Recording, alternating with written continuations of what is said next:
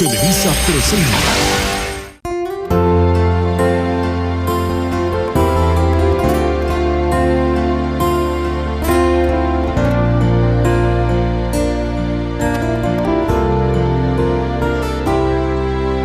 Anong lihim mayroon sa isang dilim, umugi sa puso at damdamin. Siyang bulong manatili sa iyong pagsinta, dama mula paggising kahit nasan pa. Kapag ika'y lumayo, nanaisin ko pa mawala sa mundo. Handog, alay ng may kapal na sa'yo'y ibigay, pagsuyong wagas,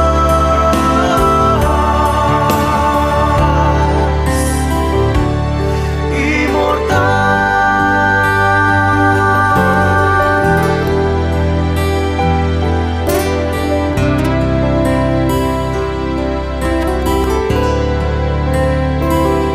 Saan ba talaga kayo nagkakilala? Dito lang. Bakit parang malapit kayo sa isa't isa? Ha? Sabihin mo nga sa akin, nung umalis ka nung libing ko, paano kanya na kumising bumalik? Kasi... Sabihin mo! Dahil bumalik ako para may Sabihin mo masiskandalo. sa akin na totoo! Bitiwan mo ako. Nasasaktan Hindi ako naniniwala sa'yo! Aray! Bitiwan mo siya! Para kang hayop kung tatuin siya. At ano naman ang pakialam mo? Asawa ko si Maria Jose at problema namin to. Pero hindi sa Mas ganitong maganda paraan. na huwag kang makialam dito. Makinig ka sa akin, Alejandro. Hindi, ikaw ang makinig sa akin. Hanggat dinadala ng babaeng to ang apelido ko, akin siya. At hindi ako papayag na may makialam sa amin, lalong-lalo ka na. Di ba hindi niyo ako pag-aari? Punong-puno na ako sa inyong dalawa. Ayoko na. Aalis ako dito sa bahay. At wag niyo na akong pipigilan. Nahahalata ako na masyado ka na nagkaka-interes sa kanya at hindi ko na nagugustuhan. Hayaan mo na siya, Alejandro. Bakit? Dahil ang isang marangal na lalaki ay hindi namimilit ng isang babae. Paano mo naman nalaman na ayaw niya sa akin? Halata naman. Ganon? Okay, malalaman natin.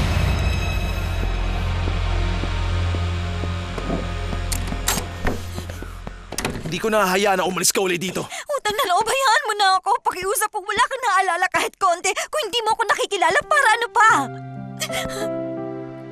Pwede ba maghiwalay na tayo? Hindi. Pero bakit? Naipaliwanag ko na sa'yo ang Wala ka lahat. pa na ipapaliwanag sa akin. Sinabi ko na sa'yo. Nagkamali ako. Ano pa bang gusto mo? Sabihin mo kung bakit kita pinakasalan. Maganda kang babae at hindi pwedeng itanggi yan. Pero hindi ako makapaniwala na pinakasalan kita dahil lang Sa doon. tingin mo ba mapapanatili mo ako dito na parang alipin mo at pag-eksperimentuhan? Hindi ako isang bagay, hindi rin ako isang alila. Hindi mo ako maaaring pigilan kung gusto ko umalis. Kaya akong gawin. Kung hindi ka naniniwala sa akin, subukan mo. Dahil sinisiguro ko sa'yo na hanggang sa gate lang ang mararating mo.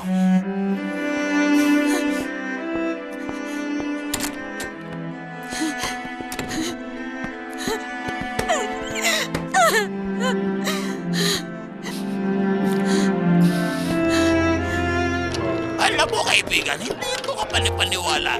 Kasi kung talaga napakayaman ng napangasawa niya, di para kang tumama sa loto, di ba?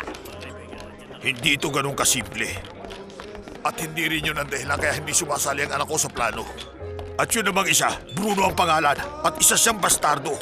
May pakiramdam ako na sinadya ang aksidente yun para may isagawa ng maayos ang plano. Pero nangyari na. Pero kung papipiliin ka na mabuhay na nakakulong o mabuhay bilang isang milyonaryo, tanga lang ang makakatanggi dito.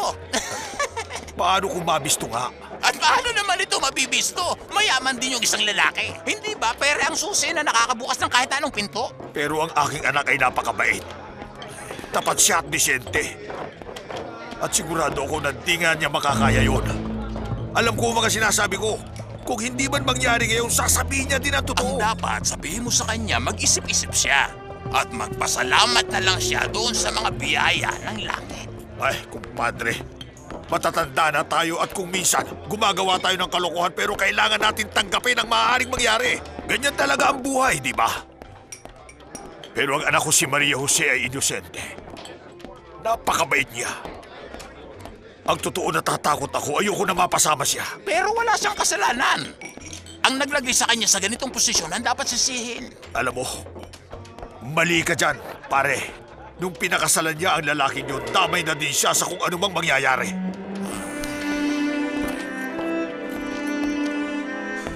Sinong tinatawagan mo? Tinatawagan ko si Itay pero walang sumasagot. Ano nangyari? Nangyari saan? Tungkol doon sa divorce. Ayaw niya. At ayaw niya rin ako na umalis. Bakit? Ewan ko. Dapat mas naging matibay Sa ka. tingin mo hindi ko ginagawang lahat? Ang sabi ko mali ang pagpapakasal namin at hindi ko na siya mahal. Anong sabi niya? Wala. Ayaw niya lang. Bastardo! Sigurado akong pipilitin kanyang makasiping. Binabalaan kita, Maria Jose. Huwag mo nga hayaan mangyari yun. Para namang napakadali niyan. At pag nagtangka siya, ano gusto mong gawin ko? Sampal-sampalin siya? At bakit hindi? Sinabi mo na bang hindi mo siya mahal? Oo, pero ikaw, tinamay mo ako sa problemang ito at ikaw ang dapat gumawa ng paraan para maayos lahat. At gagawin ko yung mahal ko. Pero sa ngayon, lumayo ka muna sa kanya hanggat maaari. At kapag pinapunta ka niya sa kwarto, sabihin mo hindi maaari. Maria Jose, mahal kita. Pabayaan mo ako. At huwag mo akong kausapin tungkol sa pagmamahal. Sinira mo ang aking buhay. Nagsinungaling ka sa akin. Pinaglaruan mo ako at ang pag-ibig ko. Sobrang minahal kita. Paano mo nagawa sa akin to? Dapat lang talaga na makasipig ko siya at may mangyari sa amin. Para naman magdusa ka. Huwag mong subukan, Maria Jose. Huwag mong gagawin yun. Pwede ang kinin ng hayop na yun kahit na ano, pero huwag lang ikaw. Tandaan mo yan. Maliwanag ba?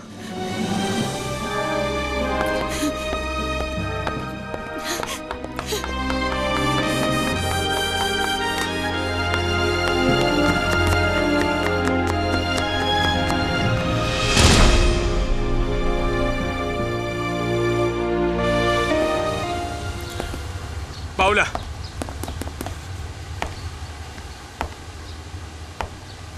Sabihin mo dyan sa magaling mong kapatid na wag siyang sisiping sa hayop na yun. Kung hindi malilintikan siya. Kahit sinong babae magmamadaling lumundag sa kama ng napakagwapong lalaking yun. Kinakausap kita na maayos. Sabihin na natin na hindi yun gagawin ng kapatid ko, pero sa tingin mo bababalik pa siya sa'yo matapos ang ginawa mo? Siguraduhin mo hindi sila magiging malapit ni Alejandro. At ako nang bahala sa lahat.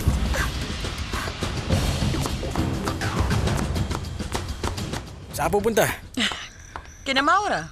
Nakita ko na nag-uusap si Bruno at si Paula. At anong pinag-uusapan nila? Hindi ko alam pero para kung mag-usap sila matagal na sila magkakilala. Siguradong gusto niyang ligawan. Hindi ganoon, parang ang galit siya eh. Siguro nagsiselos dahil isinakay mo siya sa kotse mo. O paano? Mamaya na lang. Baka malito ko na uwi mamaya.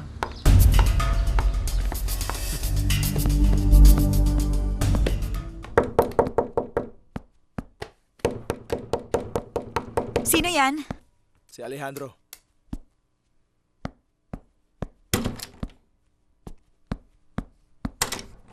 Anong kailangan mo? Mag-usap tayo. Nag-usap na tayo. Oo, pero may gusto lang sana akong sabihin.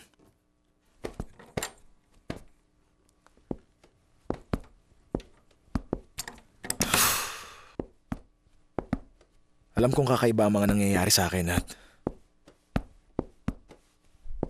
gusto ko sana na tulungan mo ako. Maria Jose, naguguluhan ako. At hirap na ako. Ayoko ng ganitong pakiramdam. Siguro ang dapat magpatingin ka uli sa Dr. Alejandro. Oo, alam ko at gagawin ko yun. Baka nga makita nila na may parte ng utak ko na hindi gumagana o baka talagang nababaliw na ako.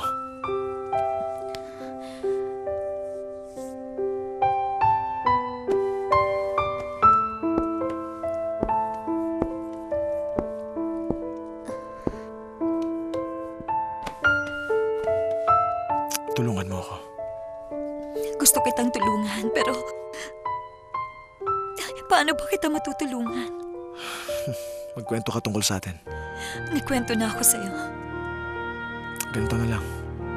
Ipagpalagay nating dalawa na ngayon lang tayo nagkakilala. Walang mangyayari. Pasayahin mo ako. Pasayahin mo ako. Dapat siguro magpaganda ka. Dapat mas lalo ka pang magpaganda.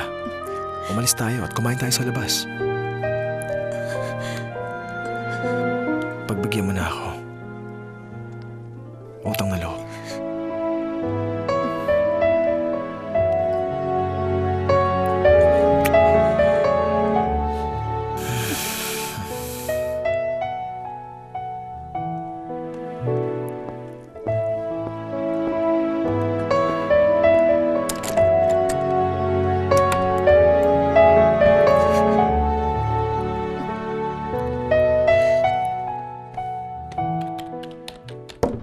Sino yan? Ako ito, Mama.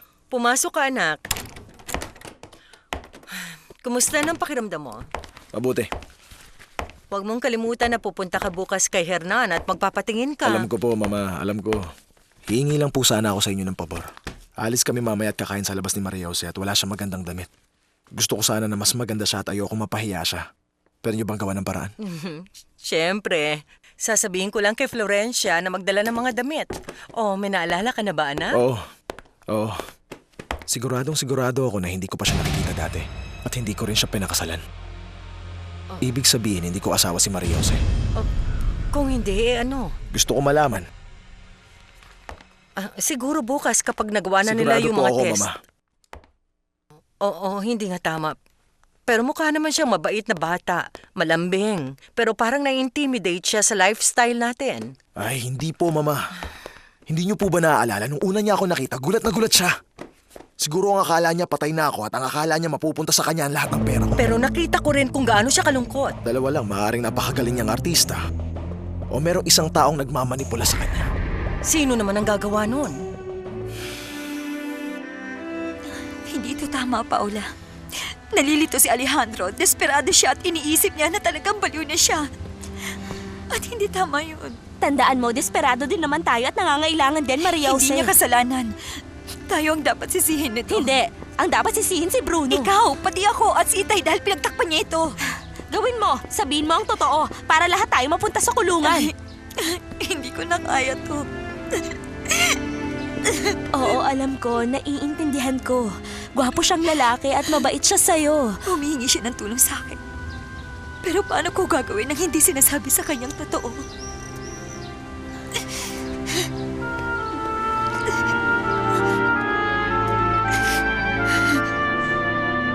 Hindi ako makapaniwala na may nagmamanipula sa kanya. Tignan mo, Mama. Ito ang listahan ng mga ginawa ko noong nakaraang linggo. Wala man lang biyahe o tawag sa kanilang probinsya. Kahit isa. Wala kahit ano. Baka tinawagan mo si Maria Jose sa iyong mobile dahil nakaregister ang number niya doon. Totoo, Mama. Pero hindi ko nilagay yon. Imposible yun, Alejandro. Isa pa, hindi mo ugali na sabihin kung saan ka pupunta. Ilang beses akong tumatawag sa opisina mo para alamin kung nasaan ka pero wala talaga Dahil nakakaalam. minsan, kasama ko si Fernando at tumitingin ng mga bagong lupa. Hindi ko kailangan sabihin kung pupunta ako sa banyo. Tsaka nung araw na sinasabi nagpakasal ako, sabi ng sekretary ko, nagpunta ako sa San Felipe. Baka yun nga ang sinabi mo sa kanya. Dahil maaari ngang gusto mo talaga isikreto ang kasal mo. Bakit nga? Bakit ko gagawin yon, Mama? Abay, malay ko, anak. Baka nga dahil nasisiraan na ako ng ulo. Dahil sa aksidente, kaya wala akong maalala kung paano lahat nangyari to. Pero nagpunta si Bruno sa lugar kung saan nakarehistro at maayos lahat ng papel. Tama ang lahat. Hayaan mo na, Mama. Malalaman din natin lahat to. Hindi ko alam. Pwede niyo na po ba kasi kasuhin yung pabor na hinihingi ko sa inyo? Oo, sige, anak. Pakiusap, Mama. Huwag niyo nang babanggitin to. Huwag kayong magkukwento kahit kanino. Kahit na kay Bruno. Bakit hindi kay Bruno? Isang pakiusap ang hinihiling ko sa inyo, Mama. Utang na loob.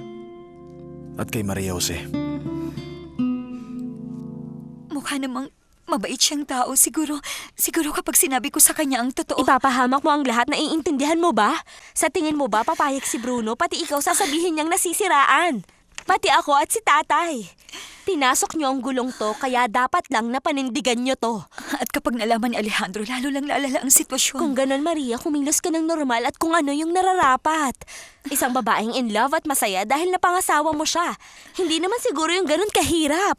Mahirap gawin yan, Paula. Hindi ako naniniwala sa'yo. Kahit na lumuhod ka pa dyan at sumumpa sa harap ng altar, napakagwapo niya, mayaman, bata at ikaw mismo ang nagsabi na mabait siya. Hindi mo ako naiintindihan. Siguro nga hindi ko maintindihan. Ang ayoko lang makulong, ate, dahil ayoko masaktan at rapin ako doon. At ate, paano na si tatay dito? Isipin mo nga, matanda na siya at may sakit. Tingin mo ba tatagal pa siya sa loob ng kulungan? Nangyari ang lahat ng ito dahil umibig ka sa isang kriminal. Bakit pati kami kailangan magdusa? Maria Jose, nandito ka ba? Magpunta ka sa banyo, Maria Jose. Dalian mo. Maghilamos ka, dali. Tuloy po kayo, Senyora Victoria. Ang kapatid mo, nandito Opo, ba siya? nasa banyo siya. Maria Jose, nandito si Senyora Victoria. Lalabas na ako. Ano bang size niya?